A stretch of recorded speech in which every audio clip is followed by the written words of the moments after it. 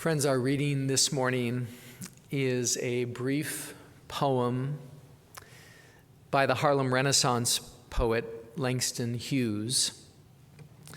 Hughes' poem is called My People. The night is beautiful, so too the faces of my people. The stars are beautiful, so too the eyes of my people. Beautiful also is the sun. Beautiful also the souls of my people. It's been almost a year now since Rumeysa Ozturk, the graduate student from Tufts, was abducted by federal agents on the streets of Somerville. Many of us will remember the horror we felt watching the video of her abduction. Men and women dressed entirely in black, emerging from unmarked vehicles, surrounding the young woman, putting their hands on her, physically restraining her. They're not wearing uniforms, they show no identification, and their faces, or most of them, are covered by masks.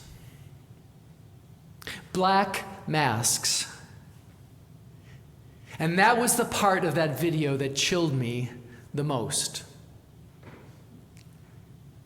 On the video, you can hear the agents say to her, "We're police." But she doesn't believe them. And neither does the neighbor whose voice we also hear shouting, "You don't look like police." Because what they looked like, with their dark clothes and their faces covered by ski masks and neck gaiters, what they looked like were thugs. Sometimes a mask reveals more than it hides. But since then, I feel like I'm seeing masks everywhere. ICE deployed a whole army of masked agents to Minneapolis, where they clashed on the streets with protesters, many of whom also wore masks to protect themselves from tear gas and pepper spray.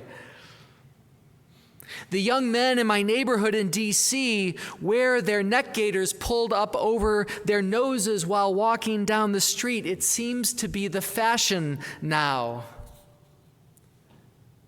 But it's not only the masks. As I look around, I notice that there are other ways, other faces that I can't see. I walk most places in the city. It's the way I get around. And whenever I come to a crosswalk, I like to make eye contact with drivers to make sure that they see me, right? So it's safe to cross. But I find that more and more car windows now are tinted so dark, I can't see the driver's face anymore. That dude driving the Cybertruck, I can't see his face. Can you?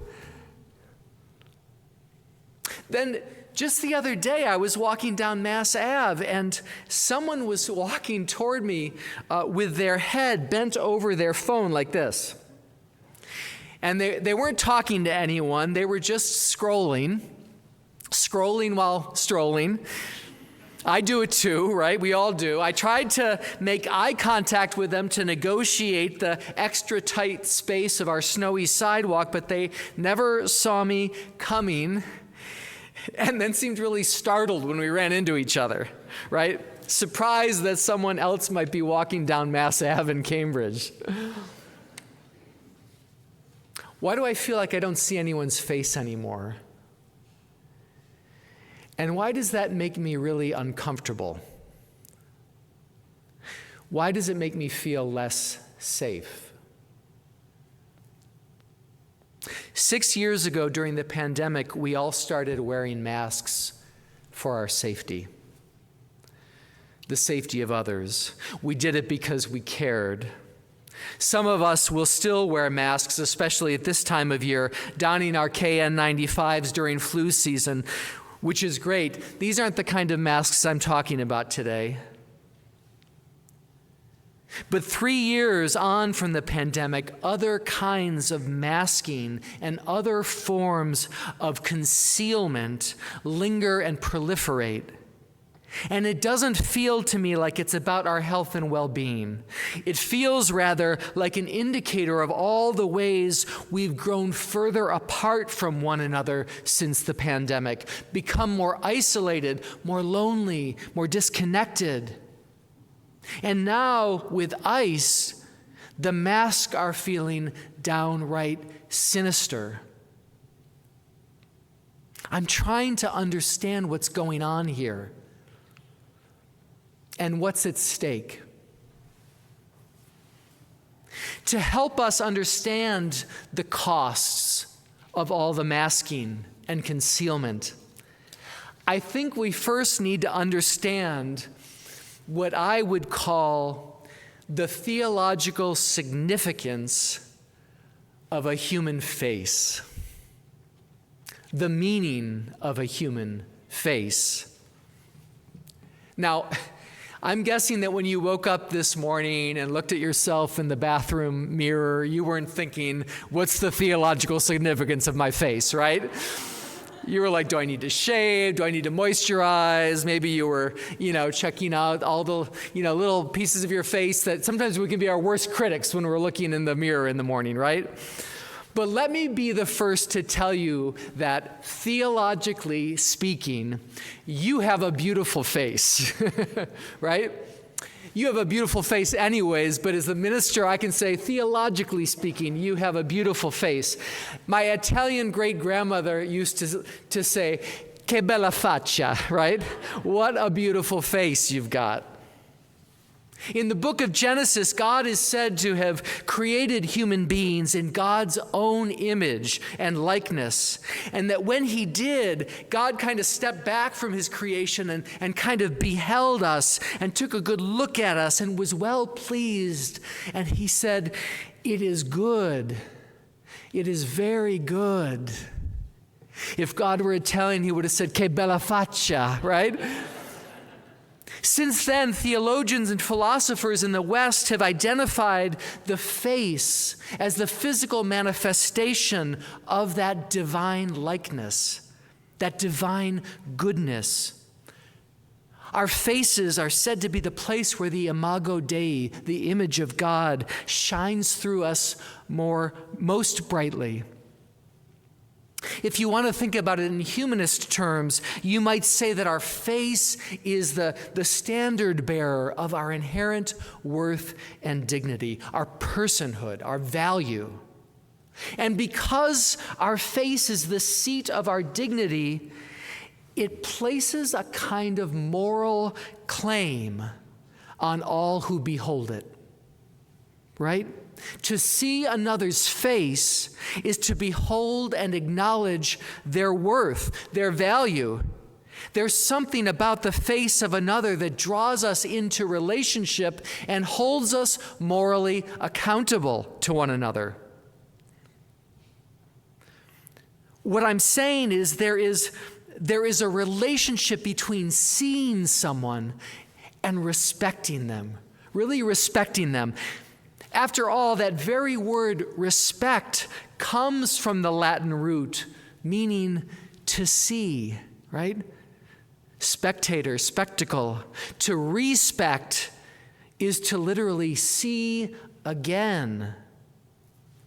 Or as one teacher of mine likes to say, to take another look, right? To respect someone is to see them not just once, not just for the first time, not just on the surface, but to take another look, to spend time, hold your attention, and to see their dignity. But if our faces lay a moral claim on others, do others have a claim to our face? That's a trickier question. But it was put to me once years ago when I visited Japan as part of an interfaith exchange with a Buddhist community there. One morning, my Japanese counterpart, Buddhist, gave a Dharma talk about generosity, explaining that generosity is a fundamental Buddhist practice, right? The ultimate expression of Buddhist non-attachment. If you're not attached, then you can give it away freely, generously. He then went on to say that the one gift that we can all share with one another is the gift of our face. Gentle eyes, he said, and a friendly face. That's one simple gift we can share with one another.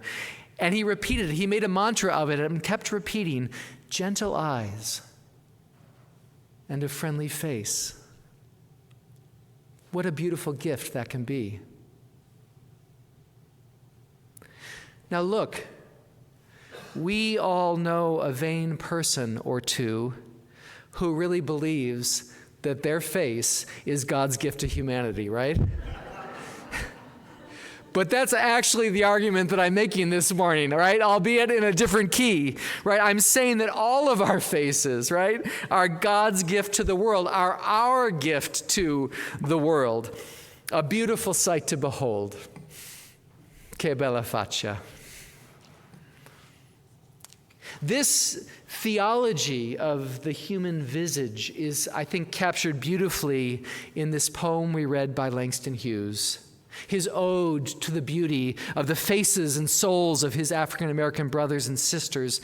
Listen again to what he says.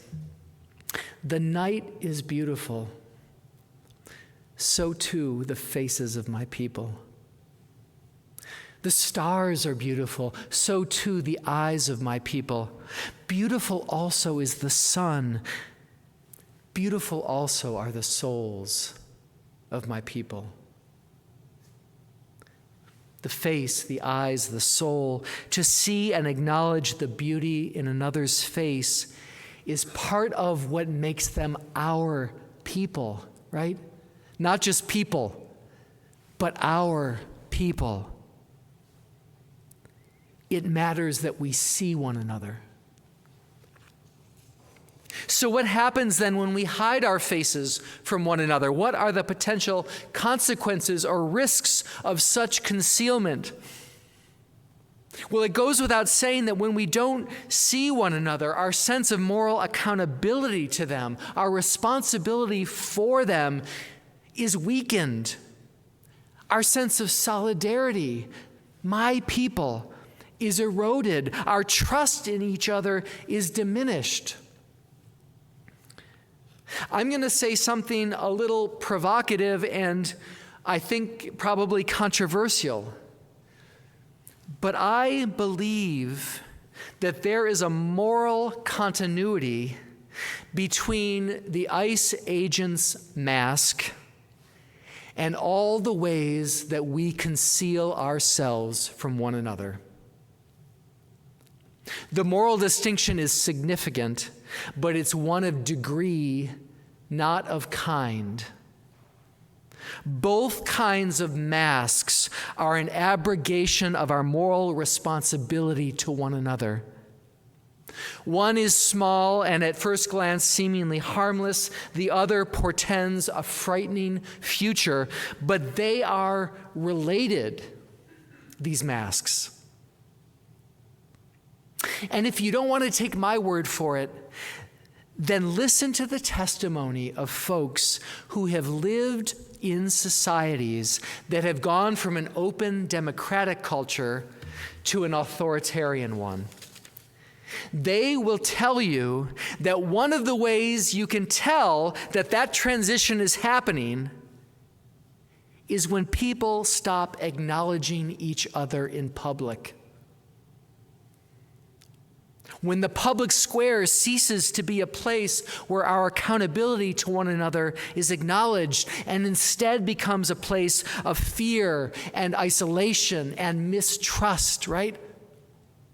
That's what the streets feel like under fascism. When a culture reaches that place, then it is really easy for agents of the state to show up in broad daylight and abduct our neighbors, because nobody's looking out anyways. Nobody's looking up. And so if you ask these folks who've lived through the rise of authoritarianism, if you ask them, what can a normal citizen do to resist such a rise, they will tell you, please keep looking at each other, looking at each other's faces. Look at your neighbors, check in with them, acknowledge strangers in the street. Don't cede the public square to isolation, fear, and terror.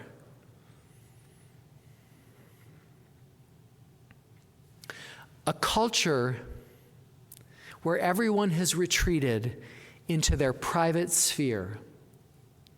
A culture where we regularly conceal our faces behind masks or screens or tinted windshields or the doors of our home. That culture is a breeding ground for authoritarianism. Friends, our nation is becoming unrecognizable to us, in part because we have allowed ourselves to become unrecognizable to one another.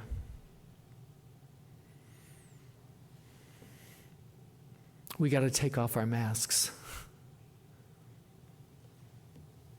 I have to say, that's why it's been so heartening to watch the citizens of Minneapolis brave the frigid cold, God bless them, right? And take back their streets. We have a couple of visitors from Minneapolis here this morning. Wave your hands, guys. Welcome. It's good to have you here this morning. We've been holding you guys in our thoughts and prayers. And that's why I was so heartened last Sunday that we could host a fundraiser for our immigrant justice partners, Luce, here in Cambridge. Luce is training up a legion of human rights witnesses in Cambridge and around Boston, folks who show up when ICE shows up, right? To bear witness and to notice and to document, to claim our communities, to take them back for our people. You know, we helped Luce raise over $33,000 last Sunday afternoon. It was amazing. Thank you to everyone who donated and helped make that possible. But I want to say this. Our protests and our coalitions, they don't just appear out of nowhere.